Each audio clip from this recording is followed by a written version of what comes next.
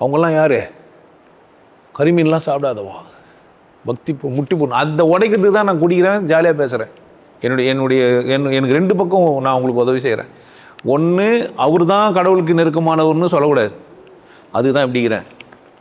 கடவுளுக்கு இவனை விட நெருக்கமானவங்க இல்லைன்னு உனக்கு புரியணும். ஏன்னா நீ உன்னை நெருக்கமாக்குறேன், உனக்கு நெத்தி துடிக்க வைக்கிறேன், உன் பக்கத்தில் வந்தால் ஏதோ ஆகுது, இருந்தாலும் விசேஷமானவன்னு உனக்கு புரியணும். நான் என்ன பண்ணிட்டேன், உனக்கு அனுபவிச்சும் உனக்கு புரியலன்னா நான் என்ன பண்ணிட்டேன்? புரியுதானே சொல்கிறேனே? 2 விதத்தில் உனக்கு பிரேக் பண்ணி கடவுள்கிட்ட நெருக்கமாக்குறேன். 2 வேளை நான் செய்யறதுனால உனக்கு புரிய மாட்டேங்குது என்ன.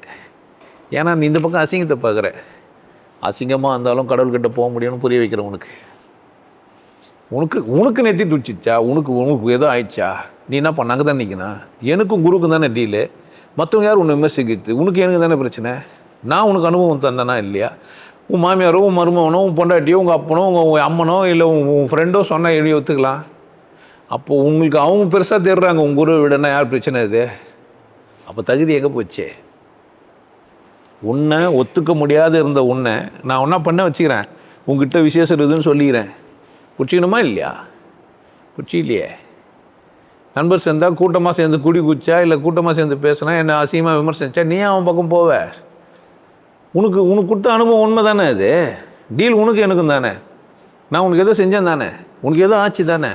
நீ அங்கேயே நிற்கணும். அத்தனையாக பார்த்த. அப்போ சிறப்பு தகுதி எதுன்னா, நான் ஒத்துக்க முடியாமல் இருந்தேன், என்னை ஒத்துக்க வச்சான். எனக்கு புரியாமல் இருந்தது, எனக்கு புரிய வச்சான். நான் ஜாதியில் சிக்கின்னு இருந்தேன், ஜாதி இல்லைன்னு சொல்லி என்னை வெளியே விடுதலை ஆகிட்டான்.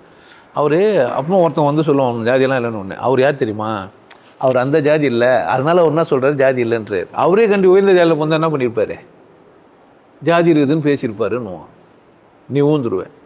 ஏன் இன்னும் அங்கீகார மாநிலம் உன்னை விட்டு போல. பிரச்சனை உனக்கு ஒரு அங்கீகாரம் வேணும். மனிதர்கள் பாவம்தான், அங்கீகாரத்தை ஏங்குற ஒரு விலங்கு. எந்த நாயும் பூனையும் அங்கீகாரத்துக்கு ஏங்காது. உன்னை வந்து ஒரு அங்கீகாரத்துக்கு ஏங்குற விலங்காகவே கற்றுக் கொடுத்து வச்சுக்கிறான். என்கிட்ட வா, நான் எல்லாத்தையும் பிரேக் த்ரூ பண்ணுறேன். அவ்வளோதானே வாழ்க்கை. 40 days உனக்கு ஆச்சரியமாக இருக்கும். அட்டே நம்ம இவ்வளோ பெரிய, நீ எவ்வளோ பெரிய அப்பா டக்கரெல்லாம் வந்தேனாக்கா உனக்கே புரிஞ்சிடும். ஆல்ரெடி நம்ம அப்படி தான் இருந்துக்கிறோம். நம்மளை அவனும் சும்மா சொல்லி ஏமாற்றிட்டான். திரும்பினா இல்லை இயல்புக்கு திரும்பிடுவேன், ஜாலியாக இருப்பேன்.